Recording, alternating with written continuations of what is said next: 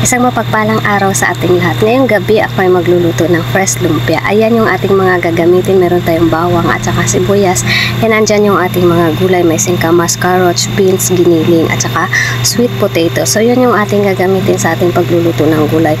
Ang tawag sana dito ay fresh lumpia. Kaya lang wala tayong, alam ko na kulang yung ating gulay dahil wala tayong togeng nabili. Dahil nga hindi na plano yung ating pagluto ng gulay na to. Kaya yan lang yung ating mga kompletong gulay sa araw na yan. At nag-isa pa nga pala ako ng giniling. So una muna natin gisahin yung giniling, lagyan natin ng asin, paminta at saka seasonings at konting oyster sauce yung aking nilagay dyan sa ating niluluto ngayon.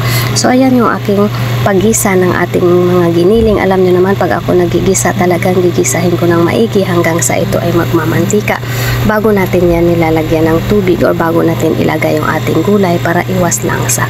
Pagka ganyan na, ayan ilalagay na natin una yung singkamas muna yung nilagay natin dahil yan yung medyo matagal natin lulutuin. Gisahin muna natin ng maigi yan at saka natin lalagyan ng tubig. Halos 3/4 cup of water ang aking nilagay dahil matagal natin lulutuin yung ating singkamas. And then ayan, kumulo na yung ating singkamas, like 3 minutes ilalagay na natin yung ating carrots.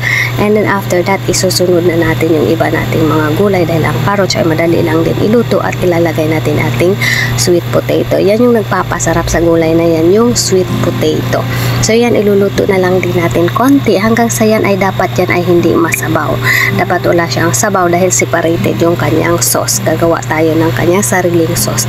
Nakadepende na sa inyong mga panlasa at yan yung pinakalas nating gulay ay ang Baguio beans.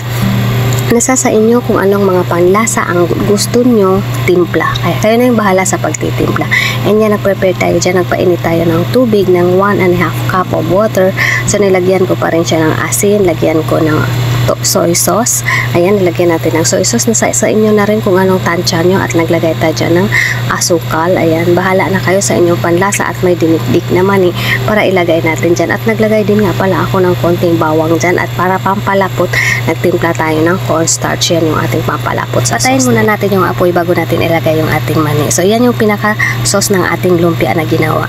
So kahit wala siyang wrapper at wala na tayong ibang lettuce na paglalagyan, masarap na yan dahil nga lutong bahay at hindi na plano. So yun yung ating luto for today. Thank you for watching. Ingat kayo palagi. And like and subscribe. Thank you so much.